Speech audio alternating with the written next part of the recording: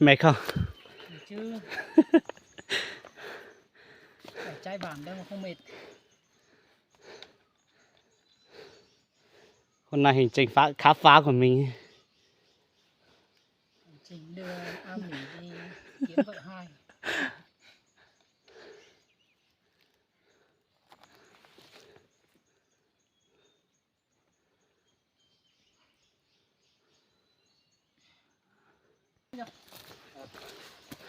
Thử đi xem biết đường không nhỉ?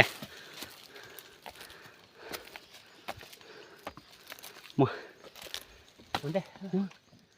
Muốn đây.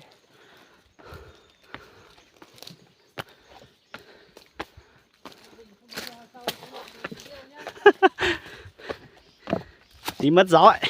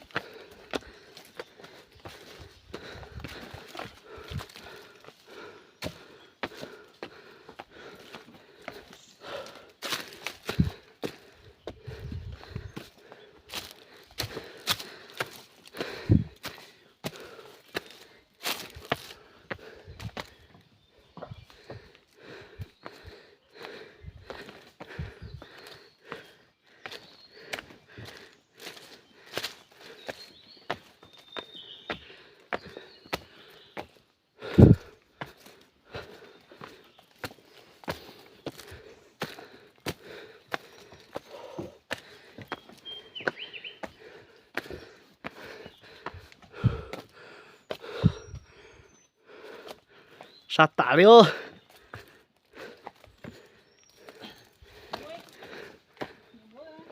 Dạ. Con.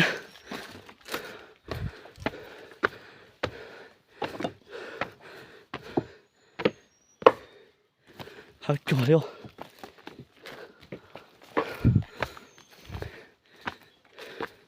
Ồ, trong kia giống thế.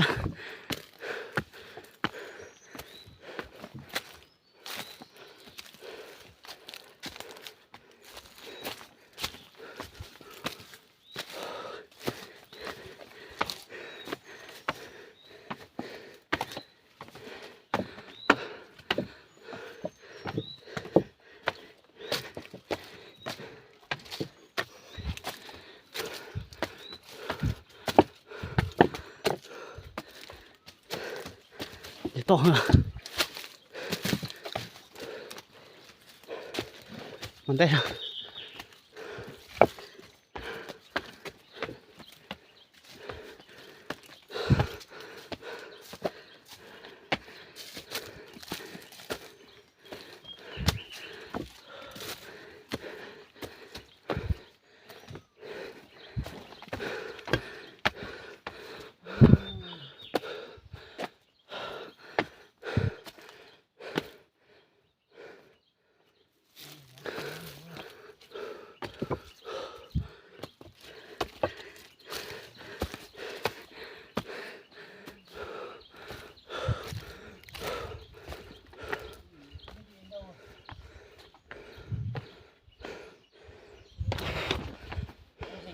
ba lô rồi nhá. Anh em bọn tôi là mỗi người một cái ba lô. Nặng đấy. Không gì cứ thế mà phi thôi. Nghỉ một chút đã.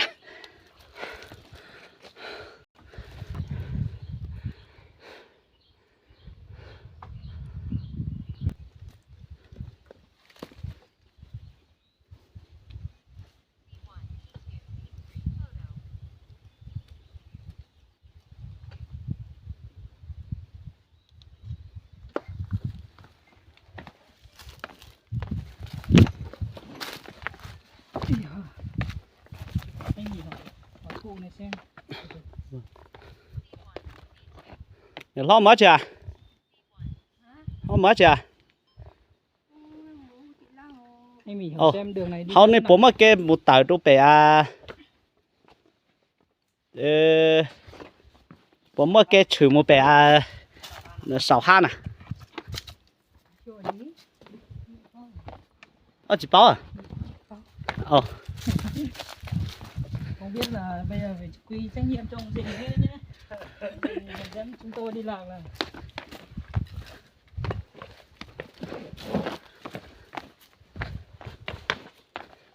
Hình như bà không thích mình quay hay sao? Nhìn người lạ lạ nó không thích nó nhiều đâu. Sợ mình là người xấu.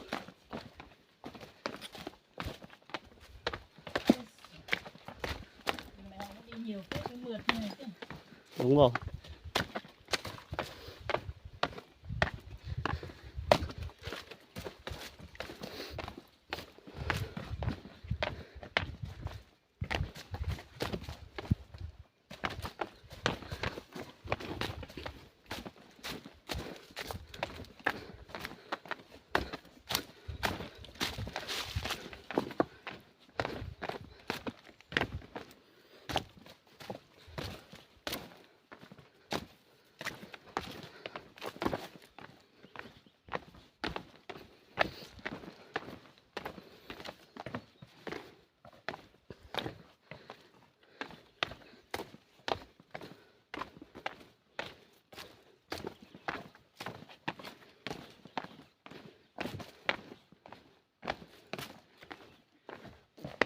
Đường bên này có đi được không nhỉ? Có phải đường không nhỉ?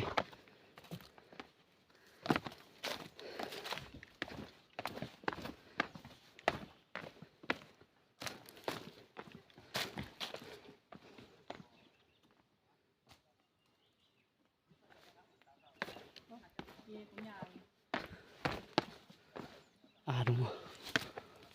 Ui rồi, tận chùa Say cơ à? Thông qua tận chùa Say. Chùa Say là ra đến Khảo Háo là bao nhiêu cây? Mỉ kém đường lắm. Trước có vào đường này đâu. Em đi một lần là em biết nó bao nhiêu cây rồi. Đi đường này thôi nhỉ? Đường này có đi được không nhỉ? Thế đi đường này không? Cả xuống giữa cả sau rồi mình lên lại cả khó. Đường này sẽ rộng lắm à? Chào anh nhá. Nè, chiếc tờ là quá chà. Đi đường này dễ hơn. Được.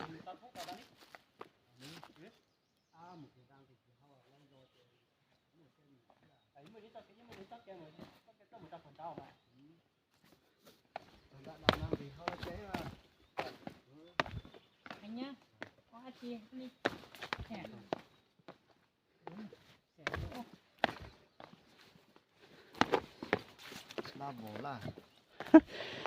Lạ thiếu. Là thế này. Nào, vấn đề học lửa. Cái này thì thoáng hơn là ông Mỹ cứ thích đi trong rừng. Muốn đi đường bằng thôi.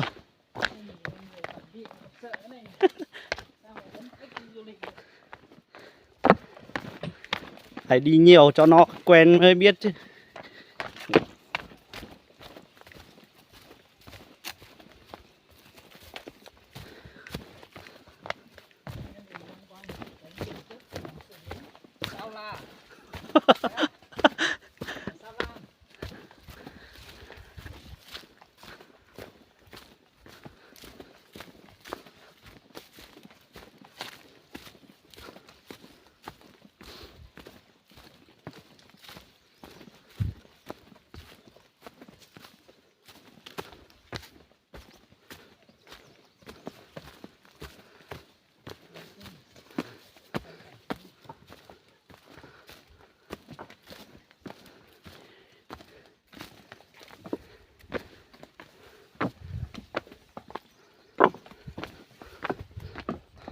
Sao qua cái núi này nó rộng quá nhỉ.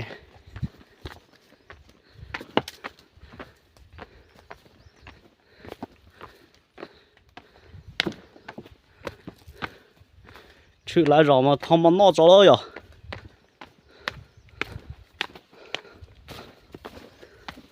Thôi không có nó mạng múa.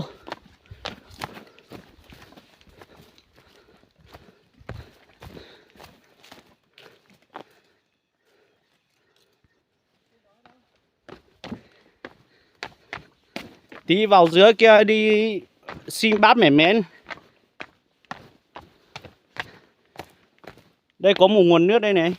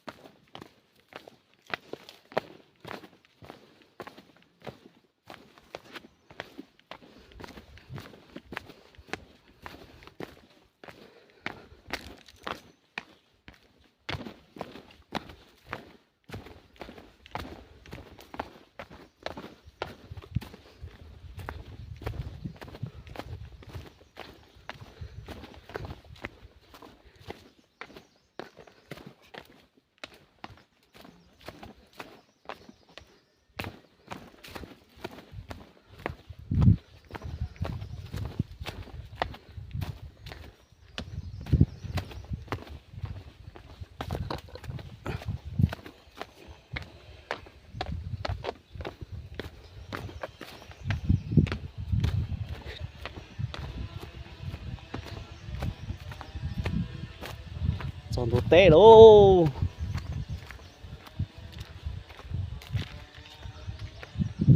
Trong hà tàu thầu lưu trong hà này rồi tệ này rồi. Dạ Trong này nó vẫn sắm được máy cưa, có điều kiện phết đấy. đúng rồi.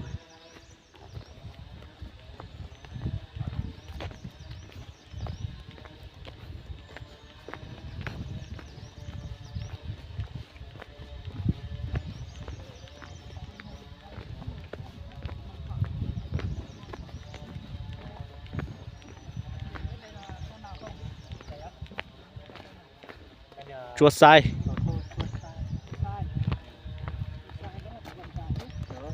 Còn cũng chuột sao đừng chạy. Ôi. Tưởng là đi qua đây nó không rộng là rộng thế. Quay phát nhìn chả biết đường rồi.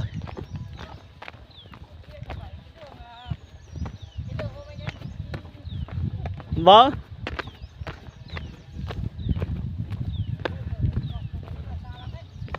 Có một cái nhà bế kìa. Mình đi nghỉ một tí nhỉ. Đi xin bắt cơ ăn đó.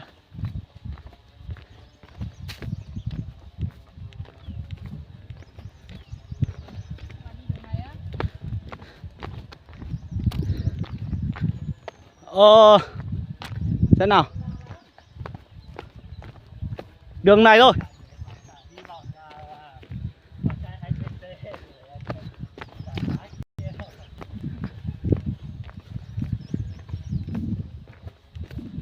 Đường trên này thôi.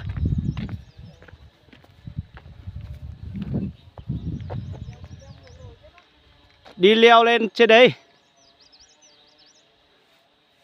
Đấy lúc đấy đi bảo đi đường trên này chả đến à.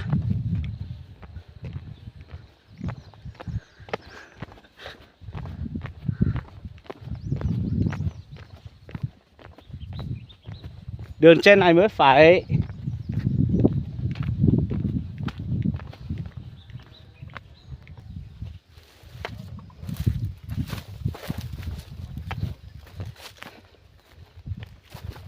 Bây giờ lau phát là tỉnh dậy thì chắc ở giữa nhà họ thôi.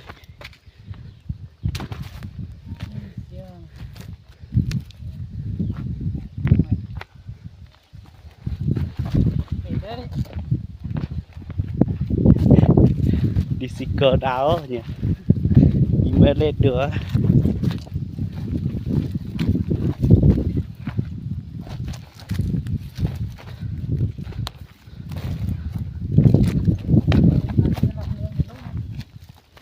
em đi.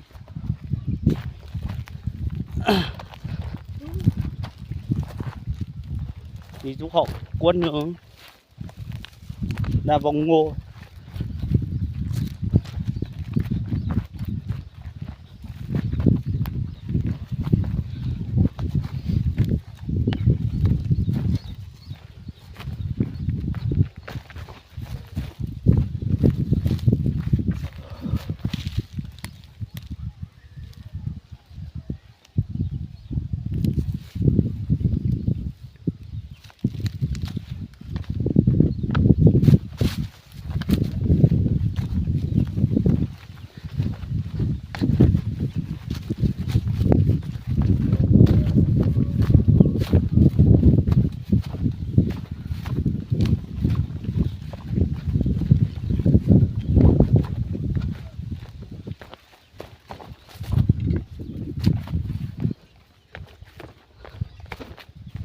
Gì đi nhanh thế nhỉ?